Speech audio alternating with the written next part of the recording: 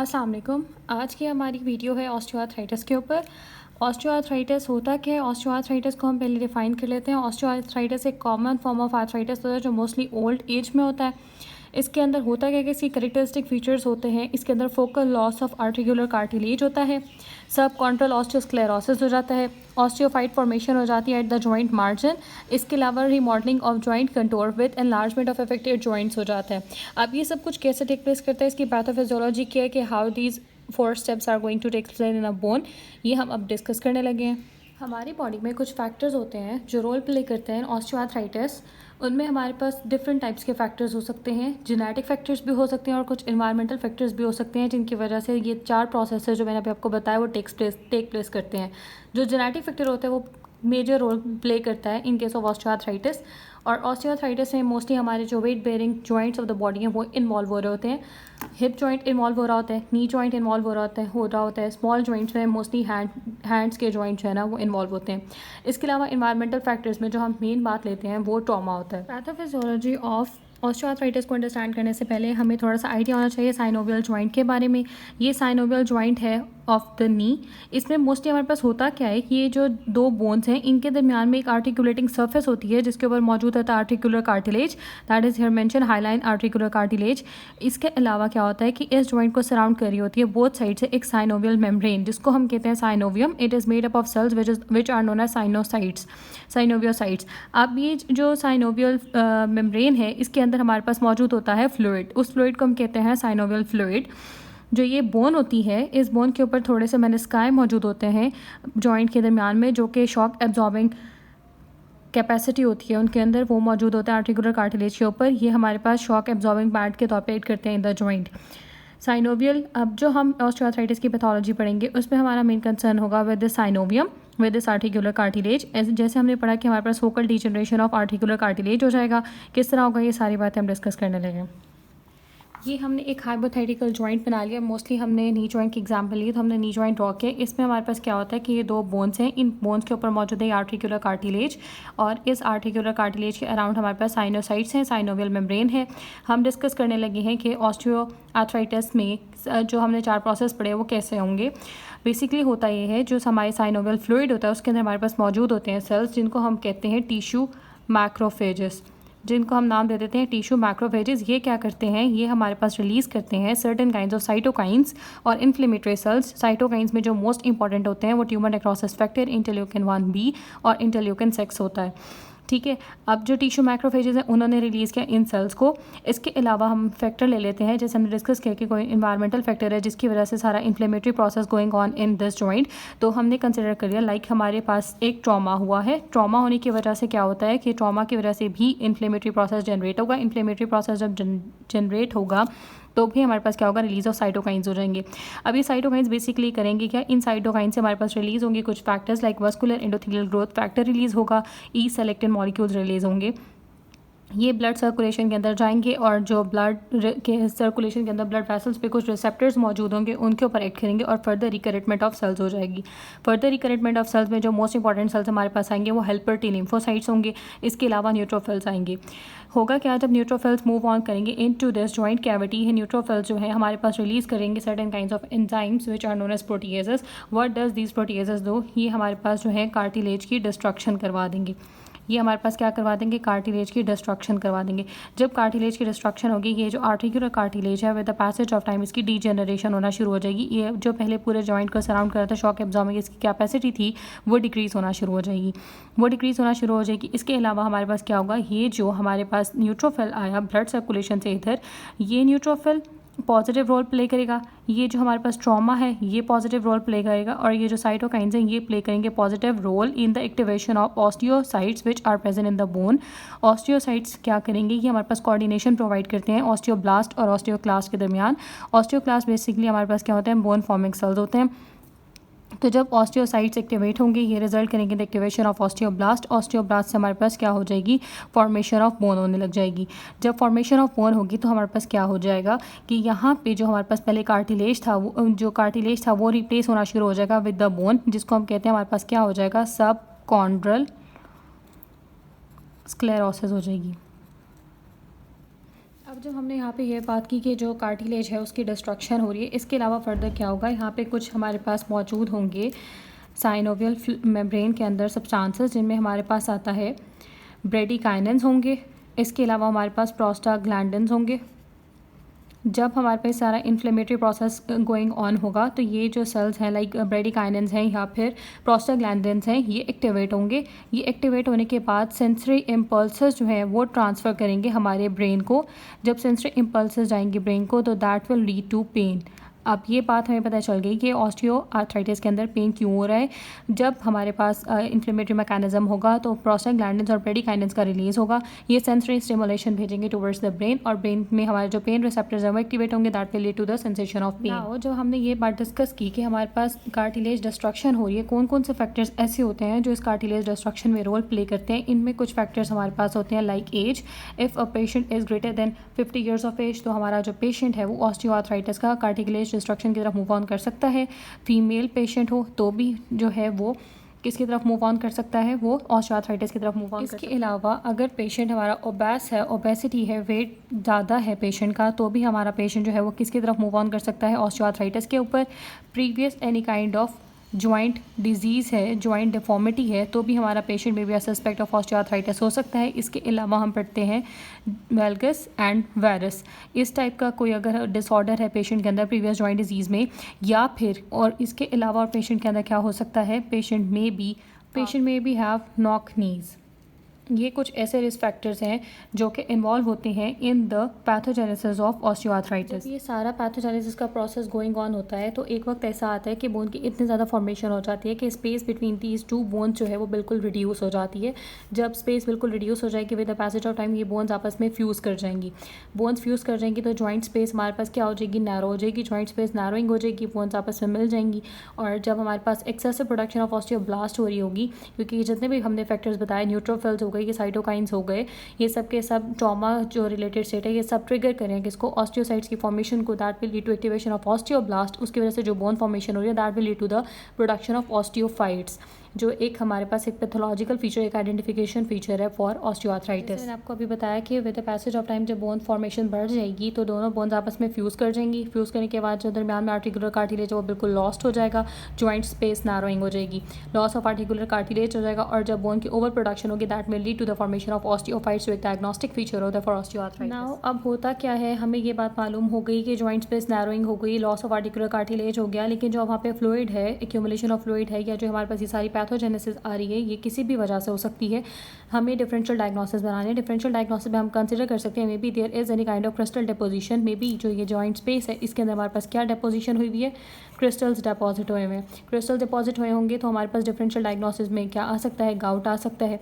Gout में कौन कौन से क्रिस्टल की एक्यूमुलेशन हो रही होती है, monosodium urate, monohydrate. Monosodium urate, monohydrate crystals होते हैं जो कि गाउट में एक्यूमुलेट हो रहे होते हैं। इसके अलावा हम थोड़ी इन्वेस्टिगेशन परफॉर्म करा लेते हैं in order to rule out the rheumatoid arthritis. हम थोड़े से क्रिस्टल्स और अगर देखें तो हम चेक कर लेते हैं crystals for calcium pyrophosphate. Calcium pyrophosphate की क्रिस्टल की एक्यूमुलेशन होगी तो हमारा एक डिफरेंशियल डायग्नोसिस जो है वो कैल्शियम पायरोफॉस्फेट का भी बन सकता है। These are the differential diagnosis. जैसे मैंने आपको बताया कि हमारे पास any kind of crystal deposition हो सकती है। क्रिस्टल्स में कौन कौन से होते हैं, कैल्शियम पायरोफॉस्फेट क्रिस्टल एक्यूमुलेशन हो सकती है। इसके अलावा सेप्टिक आर्थराइटिस होता है। इसको हम किस तरह कंसिडर करते हैं कि जब हमने बताया कि न्यूट्रोफिल्स हमारे पास इस सारे के सारे प्रोसेस के अंदर इन्वॉल्व हो रहे थे, न्यूट्रोफिल्स किसी भी वजह से आ सकते हैं। लाइक अगर किसी बैक्टीरिया ने इस जॉइंट स्पेस में एंट्री ले ली है, बैक्टीरिया की एंट्री हो गई इस जॉइंट स्पेस में, तो यहाँ पे भी इन्फ्लेमेटरी मैकेनिज्म टेक्स प्लेस करेगा, न्यूट्रोफिल्स की एक्यूमुलेशन हो जाएगी। तो यहाँ पे जो फ्लूइड एक्यूमुलेट हो रहा है may be it is accumulating as a result of septic arthritis. ये जो हमारे पास सारा प्रोसेस गोइंग ऑन हो रहा है ये सेप्सिस की वजह से हो रहा हो, तो इसलिए हम इसमें एक डिफरेंशियल डायग्नोसिस जो है वो सेप्टिक आर्थराइटिस का भी ले सकते हैं। इसके अलावा हमारे पास क्रिस्टल्स में गाउट में कौन से क्रिस्टल्स एक्यूमुलेट होते हैं, मोनोसोडियम यूरेट, मोनोहाइड्रेट। और अगर हमारे पास जो है यहाँ पे इसी जॉइंट स्पेस के अंदर और इम्यून मीडिएटेड कॉम्प्लेक्सेस की डिपोजिशन होने लग जाए, इम्यून मीडिएटेड कॉम्प्लेक्सेस की डिपोजिशन होने लग जाए, तो हम कह सकते हैं कि हमारे पास किसी किस्म की कोई ऑटो इम्यून डिसऑर्डर हो गया। ऑटो इम्यून डिसऑर्डर में हमारे पास क्या होगा, ऑटो इम्यून डिसऑर्डर में हम एग्जांपल ले सकते हैं कि हमारे पास मे बी रूमेटाइड आर्थराइटिस हो रहा है. So these are the differential diagnosis related to osteoarthritis. हमने डिस्कस कर लिए पैथोजेनेसिस और clinical features related to osteoarthritis के क्लिनिकल फीचर्स क्यों अपेयर हो रहे हैं. क्लिनिकल फीचर्स अपेयर होने के बाद हमने देख लिया क्लिनिकल फीचर्स में हमारे पास जॉइंट स्पेस नैरोइंग है, ऑस्टियोफाइट फॉर्मेशन है, लॉस ऑफ आर्टिकुलर कार्टिलेज है, पेन हो रहा है पेशेंट को. इसके अलावा मॉर्निंग स्टिफनेस भी होगी, उसको हम अपने क्लिनिकल फीचर में फर्दर इवैल्यूएट करेंगे. फीचर की तरफ मूव ऑन करने से पहले हम देख लेते हैं जो हमारी ऑस्टियोआर्थराइटिस होती है वो दो टाइप्स की होती है. एक प्राइमरी जिसकी कॉज अननोन होती है, जिसमें कोई एनी काइंड ऑफ प्रीवियस कोई जॉइंट डिजीज़ नहीं है, जिसमें एनी काइंड ऑफ कोई ट्रॉमा नहीं है, तो उसको हम रेफर करते हैं as primary disease. Primary osteoarthritis ये मोस्टली एसोसिएट करती है विद द ओल्ड एज और डीजनरेशन ऑफ द बोन्स के साथ, any kind of disorder that is leading to the bone degeneration.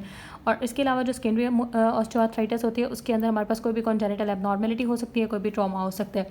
Now moving on towards the clinical features of osteoarthritis. इसमें जो हमारे पास pen हो रहा है, मैंने आपको बताया कि पेन बेसिकली हो क्यों रहा है. साइटोकाइन्स एक्टिवेट हो रहे हैं. साइटोकाइन्स में कौन कौन से साइटोकाइन्स, ब्रेडिकाइनिन्स और प्रोस्टाग्लैंडिन्स की एक्टिवेशन हो रही है. जब इनकी एक्टिवेशन होगी तो क्या होगा, पेन होगा.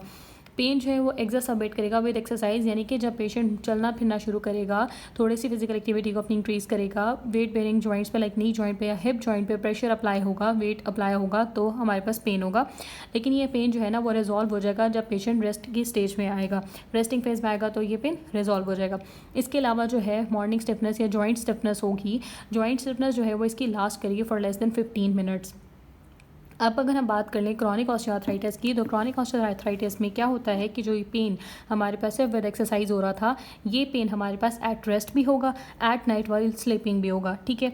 इसके अलावा इसके अंदर हमें जीनो वैल्गस और वायरस भी देखने को मिलेंगे. क्लिनिकल फीचर्स को ही फर्दर इवैल्यूएट करते हुए अगर हम अपने पेशेंट की एग्जामिनेशन करेंगे, फिजिकल एग्जामिनेशन करेंगे, तो हम ऑब्जर्व करेंगे हमारे जब हम पेशेंट का नी जॉइंट एग्जामिन करने लगे हैं तो हम देखेंगे कि जो हमारा पेशेंट है उसकी मसल वेस्टिंग हुई हुई है. जब हम जॉइंट को टच करें वाइल पैल्पेशन तो उसको टेंडरनेस हो रही है, उसको पेन फील हो रहा है, दैट इज टेंडरनेस. हम जब पैल्पेट करने लगेंगे हमें ऑस्टियोफाइट्स की फॉर्मेशन मिलेगी, मूवमेंट ऑफ जॉइंट पे हमें जॉइंट रेपिटेशंस मिलेंगे. इसके अलावा जॉइंट इफ्यूजन होगी. ये तमाम के तमाम थे हमारे पास clinical features which are associated with osteoarthritis. Now अब हमने थोड़ा सा अपने माइंड में एक एस्टिमेट बना लिया that our patient may be a victim of osteoarthritis. तो हम क्या करेंगे, डिफरेंट काइंड ऑफ इन्वेस्टिगेशंस करवा लेंगे. इन्वेस्टिगेशन में हमारे पास जो पहली चीज़ इंपॉर्टेंट होगी वो पेशेंट की हिस्ट्री होगी. अगर पेशेंट को एनी काइंड ऑफ ट्रॉमा की हिस्ट्री है, कोई फीवर की हिस्ट्री है, तो हम अपना डायग्नोसिस जो है वो ऑस्टियोआर्थराइटिस की तरफ मूव ऑन कर सकते हैं. फिर हम पेशेंट की एग्जामिनेशन ऑफ द जॉइंट करेंगे. जैसे हमने पढ़ा कि जॉइंट एग्जामिनेशन में क्या क्या आएगा, क्रेपिटेशंस फील होंगे, पैल्पेशन पे टेंडरनेस होगी, जॉइंट इफ्यूजन होगी, ऑस्टियोफाइट्स बने होंगे. इसके अलावा जो हमारी first line of investigation of choice होगी इन केस ऑफ ऑस्टियोआर्थराइटिस वो हम एक्सरे करवाएंगे. एक्सरे पे हमें क्या क्या फाइंडिंग्स देखने को मिलेगी. एक्सरे पे हमारे पास बेसिकली एक हम निमोनिक याद कर लेते हैं, लॉस LOSS. इसमें होता क्या है कि लॉस ऑफ जॉइंट स्पेस हो जाती है, जैसे मैंने अभी आपको दिखाया था. ऑस्टियोफाइट्स की फॉर्मेशन हो जाती है, सब कॉन्ड्रल डिस्ट्रक्शन हो जाती है या फिर सब कॉन्ड्रल सिस्ट बन जाता है. ये जो हमारे पास पिक्चर है, पिक्चर सी, ये हमारे पास बेसिकली ऑस्टियोआर्थराइटिस के पेशेंट की नी जॉइंट की पिक्चर है. इसके अंदर हमारे पास जो ये एरोस है ना, ये रिप्रेजेंट कर रहे हैं कि जो जॉइंट स्पेस है वो with the passage of time narrow होने लगी है, ऑस्टियोफाइट्स की फॉर्मेशन होने लगी है एट द जॉइंट मार्जिन. ये जो जॉइंट मार्जिन हैं इनके ऊपर यहाँ पे हमारे पास क्या बनने लगे हैं, ऑस्टियोफाइट्स की फॉर्मेशन होने लगी है. ये इस तरह से हमारे पास जो अपीयरेंस आ रही है ऑस्टियोफाइट्स की जो है क्या हो रही है, फॉर्मेशन हो रही है. This is a picture which is also representing the osteophyte formation in case of osteoarthritis and involvement of the joints of hands. अगर हम इस जॉइंट की बात करें, like this is normal joint, इसके अंदर हमारे पास किसी किस्म की कोई यहाँ से एलिवेशन नहीं है, कोई एक्स्ट्रा बोन फॉर्मेशन नहीं है. लेकिन अगर हम इस पिक्चर की बात करें तो यहाँ पे ये हमारे पास एक्स्ट्रा बोन निकली हुई नजर आ रही है, दैट इज ऑस्टियोफाइट फॉर्मेशन. इस जॉइंट में भी ये हमारे पास थोड़ी सी एक्स्ट्रा बोन फॉर्मेशन है, दैट इज ऑस्टियोफाइट फॉर्मेशन. अब यहाँ पे हमें जो एक मेन बात याद रखने वाली है वो ये है कि हैंड्स के जॉइंट की जब बात होगी इन केस ऑफ ऑस्टियोआर्थराइटिस तो हमारे पास डिस्टल इंटरफेरेंजियल जॉइंट है वो मोस्ट कॉमनली इन्वॉल्व होगा इन केस ऑफ ऑस्टियोआर्थराइटिस. अगर प्रॉक्सिमल मेटाकार्पोफेरेंजियल जॉइंट की बात होती है या फिर प्रॉक्सिमल इंटरफेरेंजियल जॉइंट की बात होती है तो वो हमारे पास इन्वॉल्व होते हैं इन केस ऑफ रूमेटाइड आर्थराइटिस.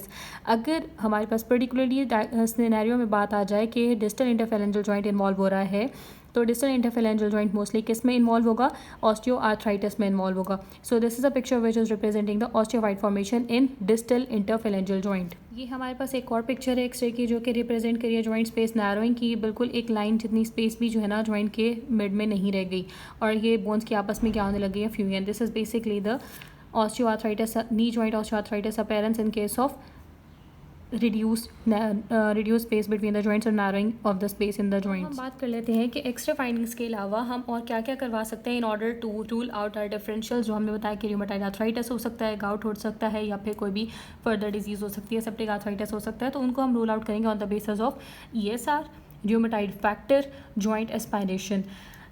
जो रूमेटॉइड आर्थराइटिस होगा उस केस में रूमेटॉइड फैक्टर मौजूद होगा, प्रेजेंट होगा।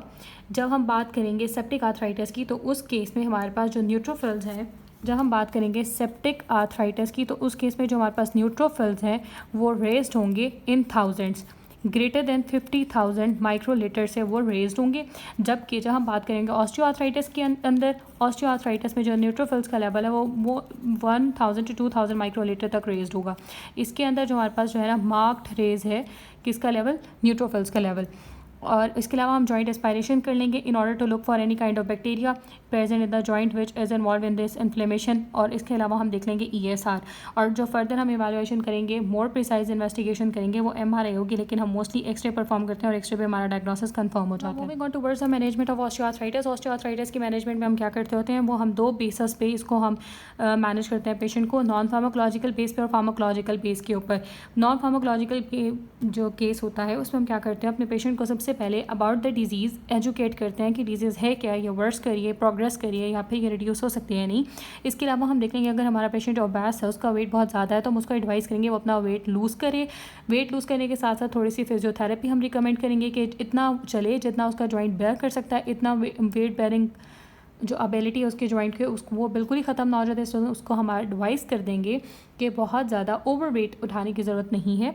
फिजियोथेरेपी रिकमेंड करने के साथ साथ अगर हम देख रहे हैं कि पेशेंट की जॉइंट स्पेस बहुत ही ज़्यादा नैरो होंगे, फ्रिक्शन होने के चांसेस बहुत ज़्यादा हैं, तो हम अपने पेशेंट को रिकमेंड करेंगे कि वो स्टिक यूज़ करे फॉर वॉकिंग।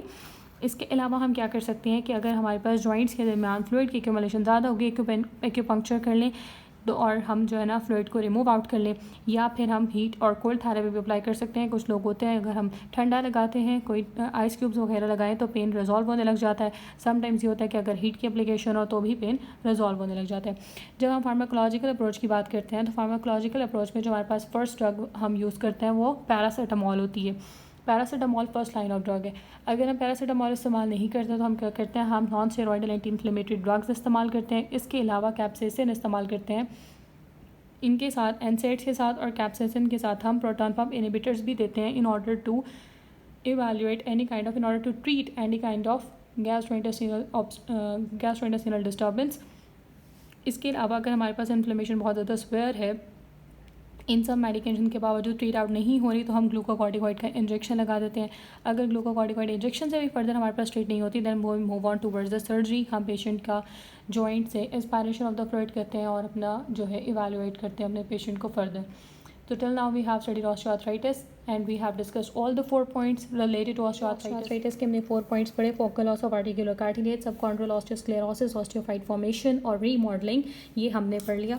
remodeling को हमने किस तरह एक्सप्लेन किया, remodeling तो मैं आपको दोबारा बता देती हूँ। जो हमारा प्रोसेस टेक प्लेस कर रहा था ना, न्यूट्रोफिल जो है एक्टिवेट कर रहे थे ऑस्टियोसाइट्स को, osteocyte then lead to the activation of osteoblast और बोन फॉर्मेशन हो रही थी। ये बेसिकली रीमॉडलिंग प्रोसेस है बोन का। रीमॉडलिंग प्रोसेस ऑफ बोन के ऊपर मैंने एक पूरी वीडियो बनाई हुई है और उसका लिंक मैं अपनी इस वीडियो के डिस्क्रिप्शन में शेयर कर रही हूँ। होप सो आपको आज की वीडियो पसंद आई होगी, and also please don't forget to like, share and comment. Thank you. अल्लाह हाफिज़।